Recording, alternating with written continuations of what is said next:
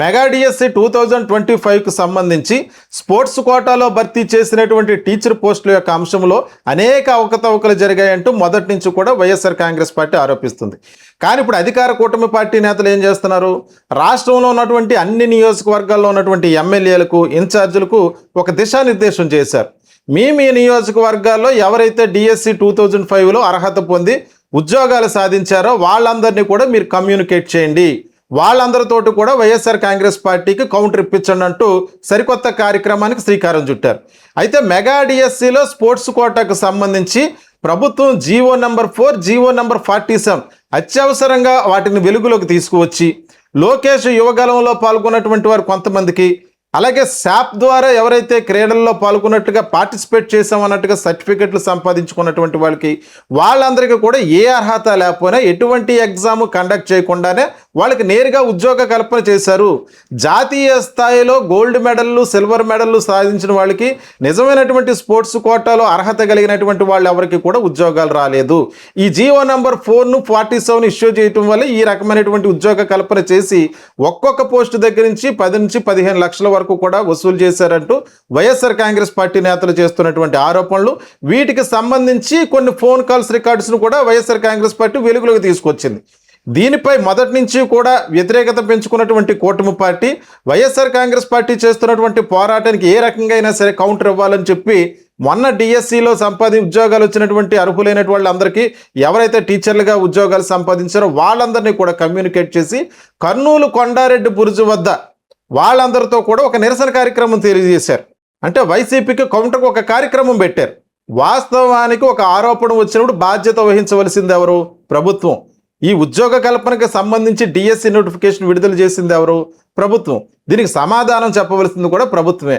Gen Z ఉద్యమం ప్రారంభమైన తర్వాత ఈ రాష్ట్రంలో డిఎస్సికి సంబంధించినటువంటి అవకతవకలపై సిబిఐ ఎంక్వైరీ చేయాలి, విద్యాశాఖ మంత్రి రాజీనామా చేయాలంటూ ప్రధానంగా వైఎస్ఆర్ కాంగ్రెస్ పార్టీ డిమాండ్ చేస్తుంది. ఈ జీవో నెంబర్ 47ను కూడా ఈ ఉద్యోగ కల్పన చేసేసిన తర్వాత, ఉద్యోగాలు భర్తీ చేసేసిన తర్వాత దాన్ని వెంటనే మళ్ళీ సడలించేశారు. నెక్స్ట్ నుంచి ఏ ఉద్యోగ రిక్రూట్మెంట్ జరిగినా ఇటువంటి పద్ధతులు ఉండవు, నెక్స్ట్ నుంచి మాత్రం మీరు అందరూ పరీక్షలు రాసి ఉద్యోగాలు సంపాదించుకోవాలంటూ ఆ జీవోని వెంటనే తీసివేశారు. ఎందుకు తీసుకొచ్చేశారు, ఎందుకు తీసివేశారు? ఇదే అంశంపై ప్రధానంగా వైఎస్ఆర్ కాంగ్రెస్ పార్టీ ప్రశ్నిస్తుంది. ఇందులో ముఖ్యంగా మెరిట్లో అర్హత సంపాదించినటువంటి వారు 1:1 రేషియోలో సర్టిఫికేట్ వెరిఫికేషన్కి హాజరైనటువంటి అభ్యర్థులందరూ కూడా సుమారు 370 నుంచి 384 పోస్టుల వరకు కూడా స్పోర్ట్స్ కోటాలో భర్తీ చేశారు. ఇందులో పూర్తి అర్హత ఉన్న వాళ్ళు ఎవరికి కూడా ఉద్యోగాలు రాలేదు. మెరిట్లో ఉన్న వాళ్ళకి, జాతీయ స్థాయిలో గోల్డ్ మెడల్కు సంపాదించినటువంటి వ్యక్తి కూడా నాకు ఉద్యోగం రాలేదని బాధపడుతున్నటువంటి పరిస్థితి. దివ్యాంగులుగా ఉండి స్పోర్ట్స్ కోటాలో ఉన్నటువంటి వాళ్ళు కూడా మాకు ఉద్యోగాలు రాలేదని బాధపడుతున్నటువంటి పరిస్థితి. సుమారు 2 నెలల క్రితం వీళ్ళందరూ కూడా, ఈ అభ్యర్థులందరూ కూడా తాడేపల్లిలో వైఎస్ఆర్ కాంగ్రెస్ పార్టీ కేంద్ర కార్యాలయంలో జగన్మోహన్ రెడ్డిని కలిసి తమకు జరిగినటువంటి అన్యాయంపై వాళ్లే మాట్లాడారు. వాళ్ళందరూ కూడా మీడియా సమావేశంలో చెప్పారు, 1:1 రేషియోలో జరిగినటువంటి వెరిఫికేషన్ అంటే ఒక పోస్టుకి ఒకలే అభ్యర్థి, వాళ్ళందరూ కూడా సర్టిఫికేట్ వెరిఫికేషన్కి అటెండ్ అయ్యారు, ఖచ్చితంగా మీకు జాబ్ వస్తుందని చెప్పేసి వాళ్ళు చెప్పారు, ఉద్యోగాలు వచ్చేస్తాయని చెప్పి రిలాక్స్గా ఉన్నటువంటి టైంలో వాళ్ళందరి పేర్లు కూడా మెరిట్ లిస్టులోంచి తొలగించేశారు. డేటాబేస్లో ఉన్నటువంటి మెరిట్ లిస్టులో వచ్చిన వాళ్ళందరి పేర్లు తొలగించేసి ఎస్ఎంఎస్ల ద్వారా వాళ్ళకి కాల్ లెటర్స్ పంపించి ఇందులో అక్రమంగా స్పోర్ట్స్ కోటాలో అక్రమంగా ఉద్యోగాలు భర్తీ చేశారు. ఇదే ఆరోపణపై వైఎస్ఆర్ కాంగ్రెస్ పార్టీ మొదటి నుంచి కూడా పోరాటం చేస్తుంది. కానీ మొత్తం మెగా డిఎస్సిపై బురద జల్లుతున్నారన్నట్టుగా కలరగిస్తున్నటువంటి అధికార కూటమి పార్టీ ఇప్పుడు అన్ని నియోజకవర్గాల్లో ఉన్నటువంటి టీచరు ఉద్యోగులు చేసుకునే వాళ్ళందరినీ కూడా రాజకీయాల్లో దింపుతున్నారు. యాక్చువల్గా ఉద్యోగం వచ్చిన తర్వాత ఈ ఉద్యోగులు ఎవరు కూడా రాజకీయ సమావేశాల్లో పాల్గొనడం కానీ, ఉద్యమాల్లో పాల్గొనడం కానీ చేయరు. వాళ్ళకి ఏదైనా ఉద్యోగ సంఘాలకు సంబంధించినటువంటి సమస్యలు ఏమైనా ఉంటే ఆ ప్రతినిధులతో చర్చించి ఆ రకమైనటువంటి పోరాటాలు చేస్తారు తప్ప ప్రతిపక్ష పార్టీ మీదకి, ఆరోపణలు చేస్తున్నటువంటి పార్టీ మీదకి అధికార పార్టీ వాళ్ళు ఎవరో కౌంటర్లు ఇవ్వటం మానేసి, వాళ్ళు ఎవరో కౌంటర్లు ఇవ్వట్లేదు. ఎస్, మేము నిష్పక్షపాతంగా మేము ఉద్యోగాలు నిర్వర్తించామని చెప్పట్లేదు, కానీ వీళ్ళందరినీ కూడా అధికార కూటమి పార్టీ ఏకం చేసి వైసీపీపై ఎదురుదాడి చేయించే ప్రయత్నం చేస్తుందా అన్నట్టుగా కొంతమంది వైఎస్ఆర్ కాంగ్రెస్ పార్టీ నాయకులు చేస్తున్నటువంటి ఆరోపణల నేపథ్యంలో మీరు తప్పు చేయనట్లయితే ఖచ్చితంగా దీనిపై సిబిఐ ఎంక్వైరీ వేయండి, తిరుమల తిరుపతి లడ్డు వ్యవహారంలో సిబిఐ ఎంక్వైరీ చేశారు కదా, వివేకానంద హత్య కేసులో సిబిఐ ఎంక్వైరీ చేశారు కదా, వాటిలోంచి వైఎస్ఆర్ కాంగ్రెస్ పార్టీ అధినేత, వైఎస్ఆర్ కాంగ్రెస్ పార్టీ నేతలు క్లీన్ చీట్తో బయటకు వచ్చారు. ఇప్పుడు జరిగినటువంటి ఈ ఆరోపణలు వస్తున్నటువంటి నేపథ్యంలో దీనిపై సిబిఐ ఎంక్వైరీ చేయడానికి మీకు అభ్యంతరం ఏంటంటూ మన వల్లభనేని వంశీ అలాగే కొడాలి నాని కూడా మొన్న జరిగినటువంటి ప్రొటెస్టులు వాళ్ళందరూ కూడా ప్రశ్నించడం జరిగింది. రాష్ట్ర వ్యాప్తంగా అన్ని నియోజకవర్గాల్లో మెగా డిఎస్సిపై జరిగినటువంటి అవకతవకలకు సంబంధించి జరుగుతున్నటువంటి జంజీ ఉద్యమంలో భాగంగా లోకేష్ రాజీనామా చేయాలన్నటువంటి ప్రధానమైన డిమాండ్తో ప్రస్తుతానికి అధికార కూటమి పార్టీ డిఫెన్స్లో పడి దీనికి కౌంటర్ ఎలాగవ్వాలో తెలియక కూటమి పార్టీలో ఉన్నటువంటి నేతలు ఎవరు కూడా మాట్లాడట్లేదు.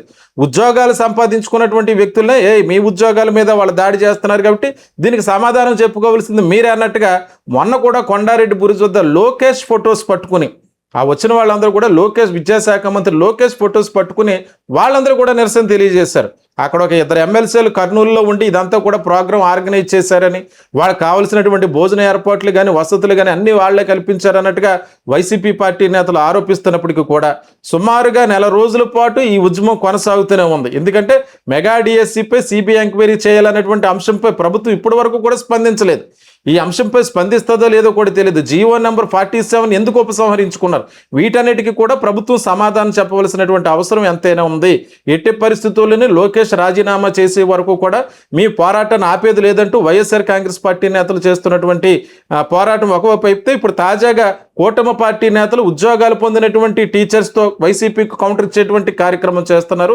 రాజకీయాల్లోకి ఉద్యోగులు ప్రవేశించకూడదన్నటువంటి నియమాలను వారు కూడా గుర్తుపెట్టుకోవాలి. ఈ రకమైనటువంటి పోరాటాల్లో వాళ్ళు పాల్గొకూడదంటూ కొంతమంది రాజకీయ విశ్లేషకులు చెప్తున్నటువంటి అభిప్రాయం ప్రకారం ప్రస్తుతానికి మెగా డిఎస్సి 2025 అంశం అయితే మాత్రం కూటమి మెడకు చుట్టుకుంది. లోకేష్ రాజీనామా చేయాలన్నటువంటి ప్రధానమైనటువంటి స్లోగన్తో వైఎస్ఆర్ కాంగ్రెస్ పార్టీ ఈ పోరాటంలో ముందుకు వెళ్తుంది. ఫొటోస్ పట్టుకుని వాళ్ళందరూ కూడా నిరసన తెలియజేశారు. అక్కడ ఒక 2 ఎమ్మెల్సీలు కర్నూలులో ఉండి ఇదంతా కూడా ప్రోగ్రాం ఆర్గనైజ్ చేశారని, వాళ్ళకి కావాల్సినటువంటి భోజన ఏర్పాట్లు కానీ వసతులు కానీ అన్ని వాళ్లే కల్పించారన్నట్టుగా వైసీపీ పార్టీ నేతలు ఆరోపిస్తున్నప్పటికీ కూడా సుమారుగా నెల రోజుల పాటు ఈ ఉద్యమం కొనసాగుతూనే ఉంది. ఎందుకంటే మెగా డిఎస్సిపై సిబిఐ ఎంక్వైరీ చేయాలన్నటువంటి అంశంపై ప్రభుత్వం ఇప్పటి వరకు కూడా స్పందించలేదు. ఈ అంశంపై స్పందిస్తుందో లేదో కూడా తెలియదు. జీవో నెంబర్ 47 ఎందుకు ఉపసంహరించుకున్నారు, వీటన్నిటికీ కూడా ప్రభుత్వం సమాధానం చెప్పవలసినటువంటి అవసరం ఎంతైనా ఉంది. ఎట్టి పరిస్థితుల్లోనే లోకేష్ రాజీనామా చేసే వరకు కూడా మీ పోరాటాన్ని ఆపేది లేదంటూ వైఎస్ఆర్ కాంగ్రెస్ పార్టీ నేతలు చేస్తున్నటువంటి పోరాటం ఒకవైపు అయితే, ఇప్పుడు తాజాగా కూటమి పార్టీ నేతలు ఉద్యోగాలు పొందినటువంటి టీచర్స్తో వైసీపీకి కౌంటర్ ఇచ్చేటువంటి కార్యక్రమం చేస్తున్నారు. రాజకీయాల్లోకి ఉద్యోగులు ప్రవేశించకూడదన్నటువంటి నియమాలను వారు కూడా గుర్తుపెట్టుకోవాలి. ఈ రకమైనటువంటి పోరాటాల్లో వాళ్ళు పాల్గొకూడదంటూ కొంతమంది రాజకీయ విశ్లేషకులు చెప్తున్నటువంటి అభిప్రాయం ప్రకారం ప్రస్తుతానికి మెగా డిఎస్సి 2025 అంశం అయితే మాత్రం కూటమి మెడకు చుట్టుకుంది. లోకేష్ రాజీనామా చేయాలన్నటువంటి ప్రధానమైనటువంటి స్లోగన్తో వైఎస్ఆర్ కాంగ్రెస్ పార్టీ ఈ పోరాటంలో ముందుకు వెళ్తుంది.